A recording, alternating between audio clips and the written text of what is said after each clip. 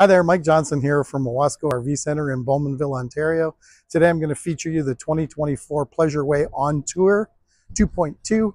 It's on the Ford Transit chassis. Really nice unit to drive, lots of power behind the wheel.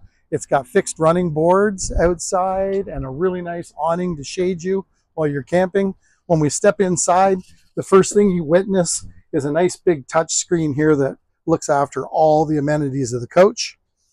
Up front, we have an extra large screen for the dashboard, really comfortable seating with multiple adjustments.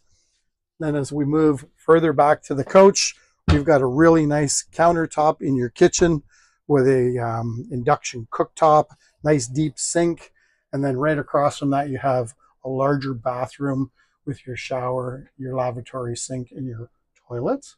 As we move further to the back, we've got a fridge and a microwave. And then at the very back of the coach, when this is all laid out and in place, you've got a full king-size bed.